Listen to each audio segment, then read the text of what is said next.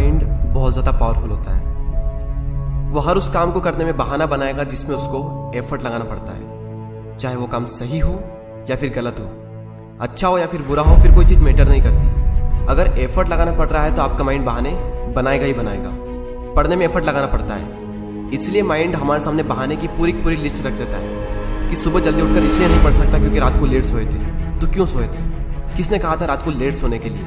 और फिर जब हम दिन में पढ़ने बैठते हैं तो भूख लगने लगती है और भूखे पेट पढ़ाई होती नहीं है, तो फिर हम खाना खाते हैं और इतना खा लेते हैं कि फिर तो और पढ़ाई नहीं होती है। फिर हम सोचते हैं कि पढ़ाई में तो मन लग नहीं रहा है, एक काम करता हूँ, थोड़ा सा मूड फ्रेश कर लेता हूँ, थोड़ा मोबाइल वगैरह चला लेता हूँ, और मूड फ्रेश होने की बजाय मूड और ज़्यादा खराब हो जाता है जब पता चलता है कि हमारा काफ़ी ज़्यादा टाइम वेस्ट हो चुका है सोशल मीडिया चलाने में। माइंड के पास में जब भी चॉइस होती है कि या तो वो काम करो जो अभी इसी वक्त तुम्हारे लिए सबसे ज़्यादा ज़रूरी है, या फिर वो काम करो जिसमें तुम्हें मज़ा आता है, तो माइंड वही करेगा जिसमें उसको मज़ा आता है।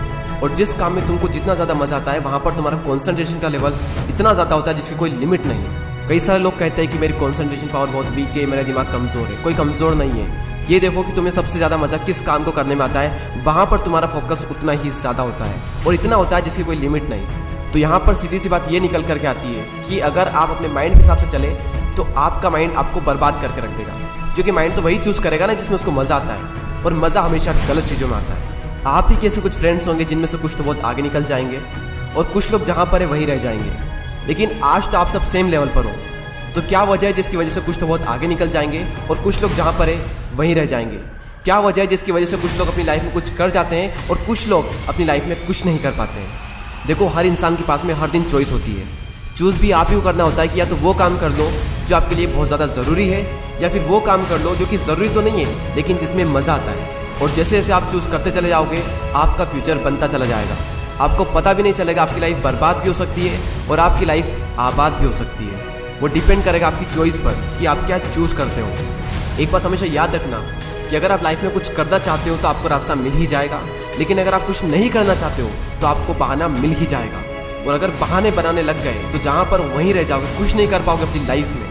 इसलिए बहाने मत बनाओ। एक दिन में तुम जितना काम कर सकते हो उतना काम कर डालो। अपने आप को ये बात समझाओ कि मैं उन चीज़ों से इतना दूर भाग रहा हूँ जिस पे मेरा पूरा का पूरा फ्यूचर डिपेंड करता है, और मैं भाग क्यों रहा हूँ? सिर्फ मेंटल पेस से बचने के लिए। जबकि ये बात तो मुझे पहले से ही पता है कि बिना संघर्ष के इंसान मजबूत नहीं बन सकता। अगर सूरज की तरह चमकना है तो उसकी तरह जलना भी होगा, उसकी तरह तपना भी होगा। अपने आप से कहो कि मैं तैयार हूँ हर वो काम करने के लिए जो अभी मेरे लिए सबसे ज़्यादा ज़रूरी है। अब उस काम को करने में कितना भी एफर्ट क्यों ना लगाना पड़े, कितना भी दर्द क्यों ना हो, मैं तैयार हूँ उस काम को करने के लिए। शुरुआत में भले ही थोड़ा दर्द होगा लेकिन बाद में आपको ही मज़ा आएगा। तो एक दिन में तुम जितना काम कर सकते हो उतना काम कर डालो। और जब हमारे पास में चॉइस होती है कुछ करने की, तो वो करो जो तुम्हारे लिए सबसे ज़्यादा ज़रूरी है। और जो भी काम तुम करो उसमें जी जान लगा देना और कहो खुद से कि कर्व होगा एक दिन। क्योंकि गौतम बुद्ध ने एक बार कहा था कि हजारों लड़ाइयाँ जीतने से अच्छा है कि खुद पर विजय प्राप्त कर ली जाए।